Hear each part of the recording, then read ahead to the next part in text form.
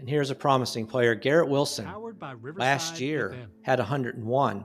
So Brandon Marshall with 109, Garrett Wilson with 101 are the only two to pass the 100 reception mark.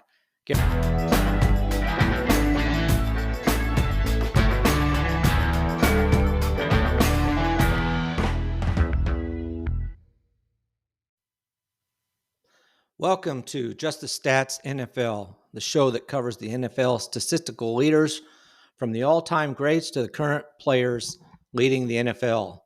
I'm Ernie Jennings, your host, and we are going to continue reviewing the past seasons of every team in the NFL. We started in the AFC, and we're still there. We're moving on to the third place team, which is the New York Jets. If you want to listen to the previous podcast, I covered the Buffalo Bills and Miami Dolphins already. But the New York Jets finished in third. They finished with the season at 5 wins, 12 losses. They were 3-5 at home, 2-7 on the road, and 2-7 in the division.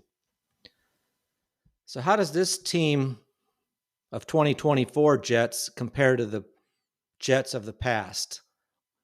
Any of them make the list of the all-time greats or anywhere near the top of the list? That's what we're going to find out in this episode of Just the Stats NFL. So we'll start with the coaches. And honestly, there's no coach that's great. You do have Weeb Eubanks and the Super Bowl, so you can always have that in the cap. But Weeb Eubanks had 71 wins. That's the best.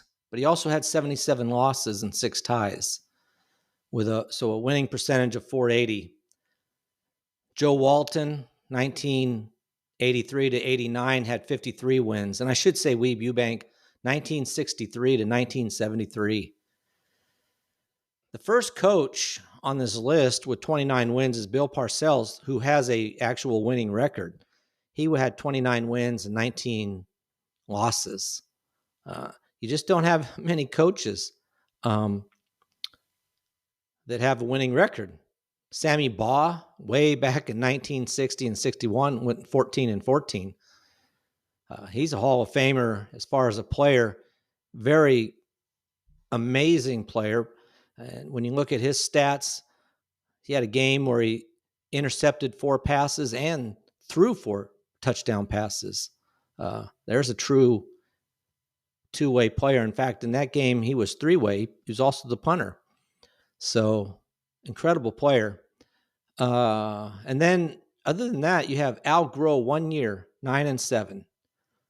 So, sadly for the New York Jets, it's a history of coaches that just aren't producing. And why that is, I can't say, but it's just the case. So, hopefully, with a new coach again, this is the 22nd coach for the New York Jets in their short history. Hopefully, he can make a difference and be there for a while. And he has an open road to being one of the top coaches. If he can just put together some winning seasons, there's no reason he shouldn't be able to stick around with the New York Jets. And hopefully, he gets some help from above him as far as players that he can work with. So we'll see. So that's the coaches. Let's look at the players now. And we'll start with the career stats, and we'll look at the quarterbacks. Who's the leading quarterback for the different teams? So, as far as total yards go, Joe Namath from 1965 to 1976 leads the New York Jets with 27,057 yards. Ken O'Brien, who played from 1984 to 1992, has 24,386 yards. Those are your top 2, and they're top 2 by a ways over anybody else. Aaron Rodgers, who was there, came in at 16th. He had 3,897 total yards. Believe it or not, Brett Favre was there 1 year. They've had some quarterbacks. They come and go pretty quick. You see these quarterbacks in other teams. Sam Darnold is another one. Zach Wilson, of course, he just didn't pan out either. Geno Smith was here. Now he's with the Raiders after being with Seattle. So they've had some quarterbacks that seem to move on and do better. And why is that? I don't know. Joe Flacco was here for a couple years. So a lot of quarterbacks, but nobody really outstanding. So we'll see how this year goes for the quarterback. When we're looking at quarterbacks and TDs, again, Joe Namath had 170 TDs. Ken O'Brien had 124, and Richard Todd, who played from 1976 to 1983, just before Ken O'Brien, he had 110. Those are your top three quarterbacks.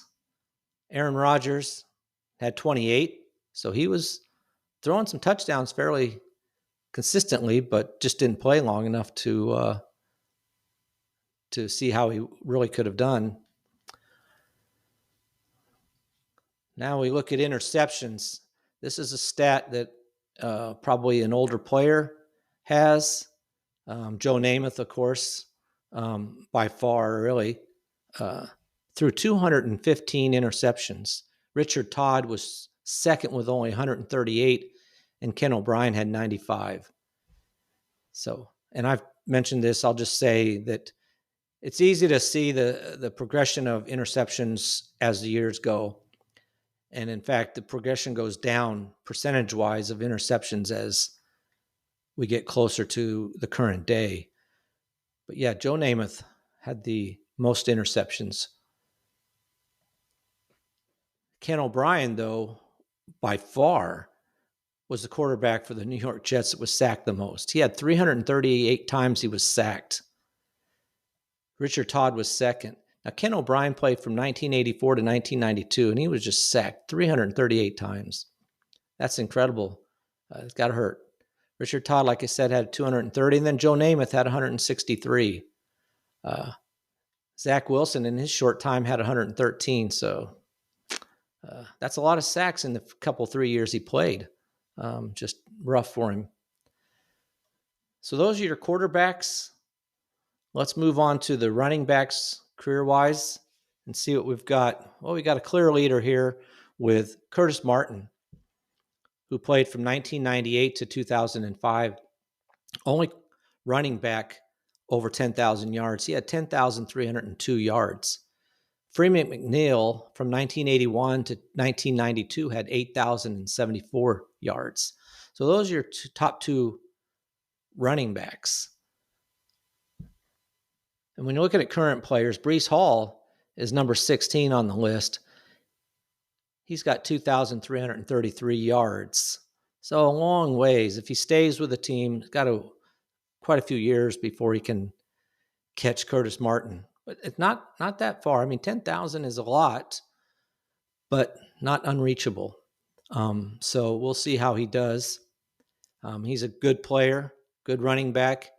And if they have a decent offense, he has a chance to definitely move up into the top 10 this year. He gets about 1,200 yards. He could move into the number 10 spot. So I don't think that's unreasonable for somebody like Breece Hall, but we'll see. As far as touchdowns rushing, Curtis Martin leads that again with 58. Emerson Boozer, who played from 1966 to 1975, had 52. Those are your top two players, the only ones over 50. So not that high either. Something that you could see Breece Hall catching. Breece Hall currently is 17th on the running back list with 14 touchdowns. So really, if he finishes out his first contract and picks up a second contract with them, he definitely has a chance to move up this list. I mean, even just to get to number 10, which catch Matt Snell, fullback, who had 24. So 10 touchdowns for Breece Hall this year, not unreasonable. If he has a good year, he could move up into the top 10 as far as rushing goes. All right. Let's look at the receiving core. Now you have Don Maynard, all Hall of Famer, a great player. 1960 to 1972, he had 11,732 yards. Second was Wesley Walker, also a really good wide receiver. From 1977 to 1989, he had 8,306 yards. Those are your top two wide receivers for the New York Jets. Garrett Wilson has 3,249 yards, coming in at 13th. So he's the closest to pushing into the top 10. He'd have to have 1,200 yards to catch the 10th spot. As far as tight ends go, Mickey Schuler, who played from 1978 to 1989, had 4,819 yards. That's the top tight end currently. And so it's going to be a while before any tight end for the New York Jets catches him, because there's really nobody that high. You got Tyler Conklin, who had 1,622 yards. So really nobody in the near future who's going to move up the list. As far as running backs go, in receiving, Freeman McNeil, who played from 1981 to 1992, had 2,961 yards, which is the most as far as running backs go for the New York Jets. Now, Breece Hall is way down the list at 47th, but he does have 1,292 yards. So give him a 3 years, he could actually be the number one running back as far as receiving goes. Now, receiving TDs, again, Don Maynard had 88 touchdown receptions. Wesley Walker, again, was second with 71, and they're by far and away the top two as far as touchdowns go. No one even close. The next one was Wayne Corbett, who played from 1995 to 2005. He had 41. So, as I said, quite a ways away. When we're looking at the current, Garrett Wilson, again, has 14 TDs. So that's the closest person you see on this list. A ways to go. He'd have to double that basically just to make the top 10. So it's going to be a couple years before you see any of the current players, pretty much rushing or receiving, move into the top 10 on the Jets all-time list. All right, let's look at some defensive players, move from the offense to the defense. When we're looking at interceptions, Bill Baird had 34. That's the highest. He played from 1963 to 1969. You would think that wouldn't be that hard to beat, but it is. You just don't see as many receptions by an individual player each season as you did in the past. But 34 is definitely catchable if you can get a player that sticks with a team long enough.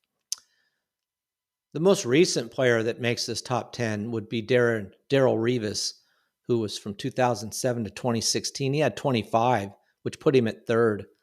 But really, usually you don't see many players from the 21st century on the list. So for him to be on there is impressive. When we're looking at current players, you have to go down the list quite a ways to Ashton Davis, who has 8. That's it.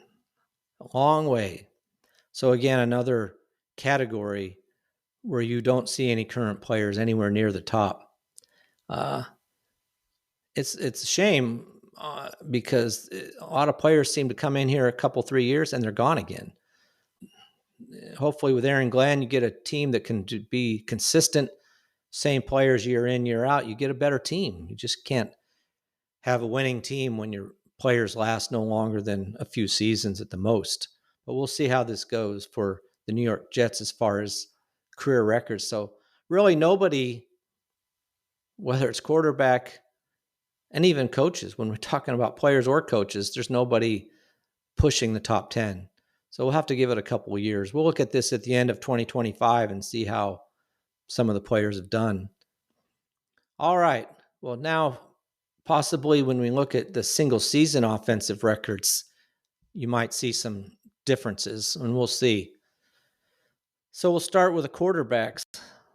So Aaron Rodgers threw for 3,897 yards, which put him at number 3 as far as most yards passing by a New York Jet. Joe Namath has the record with 4,007, so Aaron Rodgers almost caught him. Second was Ryan Fitzpatrick in 2015, who threw for 3,905.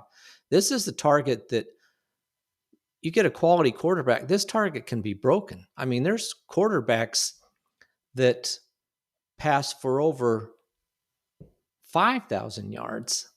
So it's not inconceivable to see this record get broken. I mean, in fact, just last year, and we'll look at this in a minute, there were 5 quarterbacks that threw for over 4,000 yards last season. That's incredible. So Aaron Rodgers, third on the list all time. When we look at this past season and compare that with other quarterbacks, his 3,897 yards put him at number 8 in the league last year. Like I said, there were 6 quarterbacks that threw for over 4,000 yards, 6 quarterbacks that would have broken Joe Namath's record. And this is one of the things you see when you look at these stats for the Jets, and it's just amazing to see so many different names in the top 20 on this list. You see a few names over a couple of times, but we just looked at the Miami Dolphins in the last podcast. You got Dan Marino all over the list in every category. You don't have, I mean, he's in the top 20 12 times in different categories. You just don't see that. I mean, when you look at this with Ryan Fitzpatrick, Aaron Rodgers, Ken O'Brien, Vinny Testaverde, Ken O'Brien then is 6th. The first time you see a player twice on a list, and he's only twice in the top 10, top 12 actually. So there's just no consistency. So those are your quarterbacks. Let's look at their TDs for the season. So again, we have Ryan Fitzpatrick in 2015 had 31 touchdowns. That's the best by a New York Jet. And again, we're going to see that that's something that a good quarterback could pass that easily. And in fact, 4 quarterbacks make that 5 threw for 35 or more touchdowns last season. So again, good quarterback could set all kinds of records in a single season for the New York Jets. Aaron Rodgers came in at 3rd with his 28 touchdowns that he had last year. Vinny Testaverde was 2nd with 29 touchdowns. So those are your top 3. Joe Namath in 1967 had 26. So he held the record with 26 for about 31 years before Vinny Testaverde came along. Then it took another 17 years for Fitzpatrick to break the record. And so since 2015, Fitzpatrick has had the record. So, like I said, Aaron Rodgers last year had 28. When we look over at the current players from 2024, as far as touchdowns go, Joe Burrow led the NFL with 43 touchdowns. Baker Mayfield and Lamar Jackson each had 41. Those are your top 3. Aaron Rodgers came in at tied for 7th with Josh Allen at 28 touchdowns. So those are your top ones. When we look at interceptions, this is a category where only Vinny Testaverde from the year 2000 and Brett Favre from 2008 crack the top 10. Al Duro in 1961 threw 30 interceptions, and then Richard Todd in 1980 also had 30 interceptions in a season. Then you have Joe Namath 3 times in a row, had 28 twice and 27 once. So back then you did throw more interceptions, and it's just the way it went. Whereas, just like I said, when you look at the current quarterbacks, Aaron Rodgers threw 11 interceptions, which put him 45th on the list for the New York Jets. You just don't see that kind of thing. So when you're looking at interceptions last season in the league, Baker Mayfield and Kirk Cousins, just as an example, they led the league with 16 interceptions. And then Geno Smith had 15, which, by the way, Geno Smith in 2013 for the Jets had 21 interceptions. So he's prone to throw a few interceptions. But he did have 15 for Seattle last year. So those are your top three. Like I said, Aaron Rodgers tied for 12th with 11. So middle of the pack type of as far as interceptions go, which isn't always the case for him. He's not that as prolific normally. He threw interceptions higher than I think he does in a lot of his past seasons. Because lately he seems prone to dump it off or just throw it away rather than throw an interception. But he did have 11. So when we look at quarterbacks getting sacked in this past season, Ken O'Brien. Now here is one, unfortunately for Ken O'Brien, where he does top the list 3 times. He had 62 sacks in 1985, and then in 1989, he was sacked 50 times, as well as in 1987, also 50 times. So those are your leaders. Zach Wilson, who came in young, ran around a lot. In 2023, he was sacked 46 times, so still a lot. Like I said, mentioning Geno Smith just because he's still playing. In 2013, Geno Smith was sacked 43 times, so quite a bit. Aaron Rodgers last year was sacked 40 times, which is a lot, really.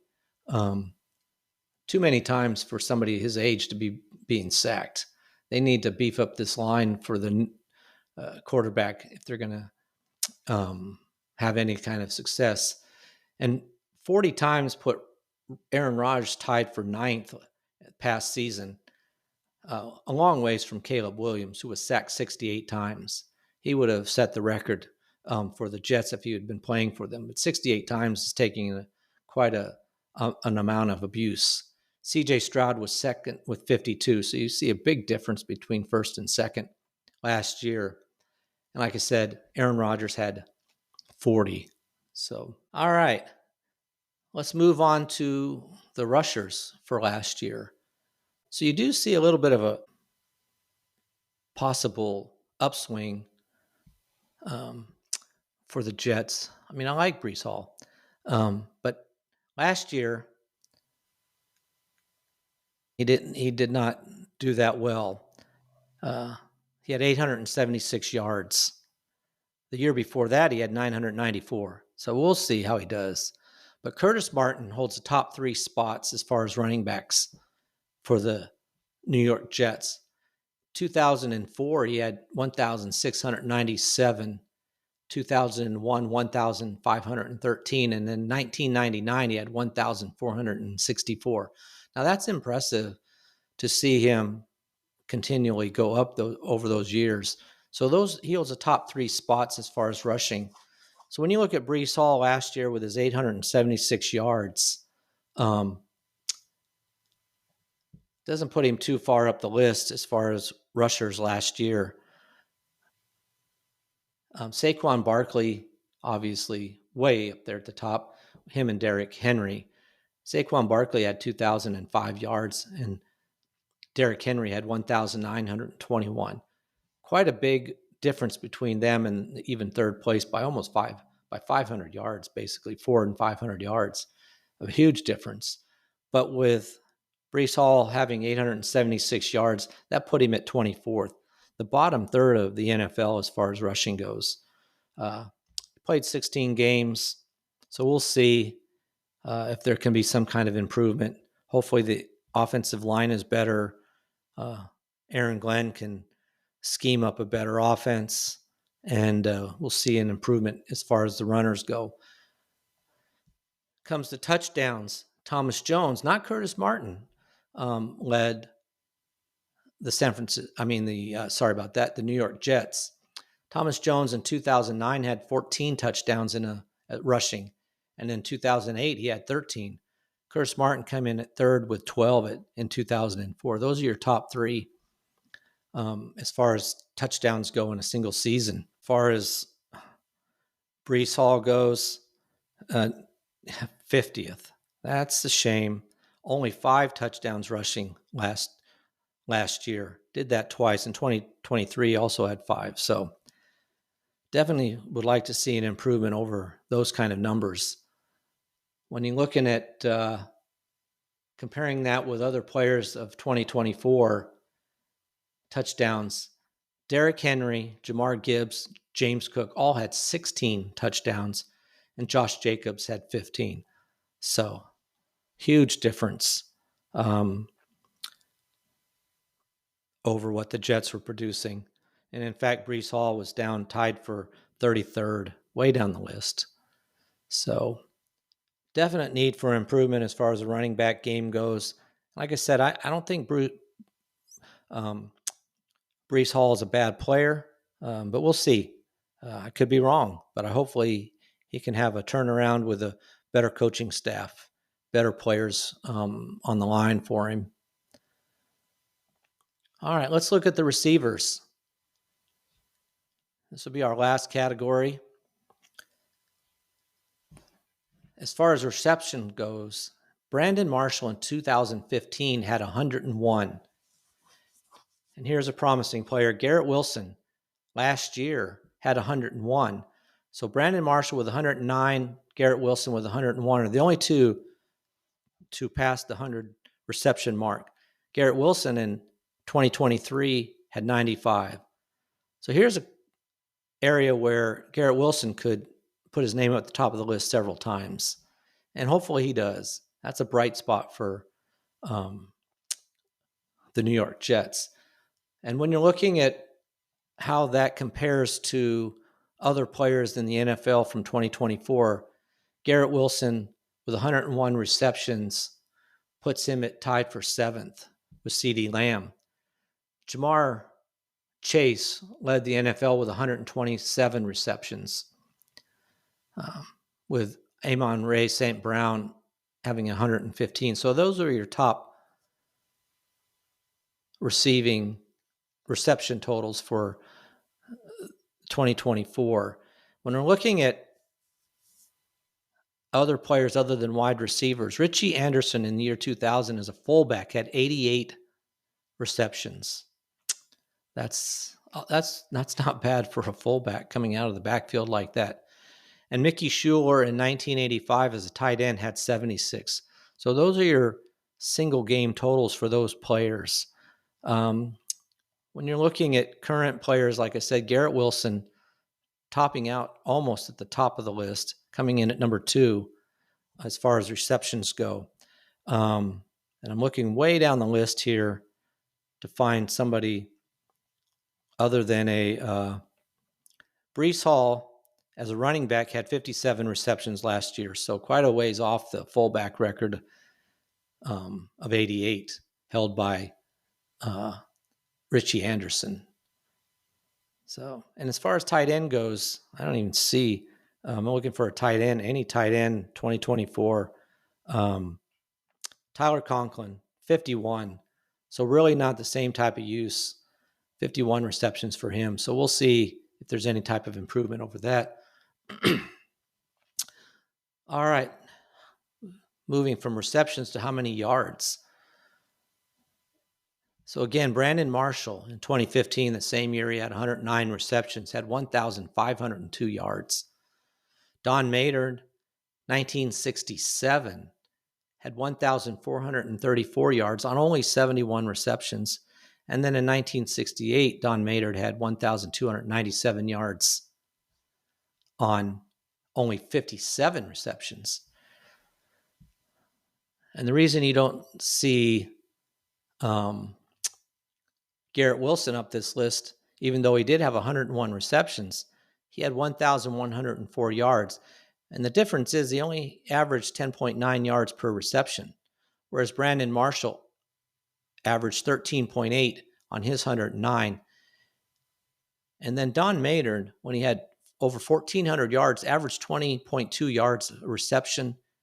And when he had almost 1,300 yards, he averaged 22.8 yards per reception. So more than double what Garrett Wilson was getting. Garrett Wilson, in fact, in 2022, he averaged 13.3, so he dropped down to 10.9. basically almost what he had in 2023 when he had 11 yards per reception. So be nice to see him get back up around that 13 yards reception area. That'd be a good improvement. Now, when you compare that to players from 2024, other players, again, Jamar Chase with 1,708 yards, which led over Justin Jefferson, who had 1,533. And as I said, Jamar Chase averaged 13.4 yards per reception. So that'd be something I'd like to see Garrett Wilson get closer to. Brian Thomas, as a rookie, had 1,282 yards at a 14.7 yards per clip. So Garrett Wilson, though, not bad. He finished 14th with his 11,004 yards. So top half of the NFL. All right, let's look at touchdowns. So Brandon Marshall, Don Maynard, Art Powell all had 14 touchdowns in a single season. Brandon Marshall in 2015, Don Maynard, great player, as I said, 1965, he had 14, and Art Powell in 1960 had 14 touchdown receptions. Those are your top three. So last year, Garrett Wilson had 7. Not bad, really. 7's not too bad. Be great if he could get a couple more and get around the 10 touchdown range this next year, but we'll see. And again, when we look at 2024, Jamar Chase had 17 touchdown receptions. That's a huge number. Terry McLaurin had 13. Those are your top 2 players. So with 7, Garrett Wilson tied for 21st with Malik Neighbors and several other players. Quite a few actually had 7 touchdown receptions. So those are your top players in different categories for the New York Jets. In our next podcast, we'll cover the last place team of the AFC East, that being the New England Patriots. And as I have mentioned before, but I will mention, there are so many stats you could cover, but time doesn't really permit it. So what I'll do is during the season, as we're talking about the games right after they're played, any records that are set or even come close to being set, I'll mention that during the podcast. And if I don't, please let me know that I missed something and I will bring it up the first chance I get. But that'll be the way to handle a lot of these records. And that goes the same for single games. Obviously, during the season, we have a game, if any record set or close to being set, where a player finishes, say, in the top 10 or so, I'll mention that, whether it's passing yards, touchdowns, rushing yards, whatever it is, I'll cover it. So we'll finish out the AFC East in the next podcast, and then we'll move on to the next division as we cover every team in the NFL. So I hope you enjoyed this podcast. Please subscribe. That helps the podcast grow. And if 5-star rating would be greatly appreciated. This is a new podcast, so just trying to get it off the ground. You'll see improvements as far as production goes as I go along. And I thank you for listening. And that is a wrap for this episode of Just the Stats NFL. Until next time, tschüss.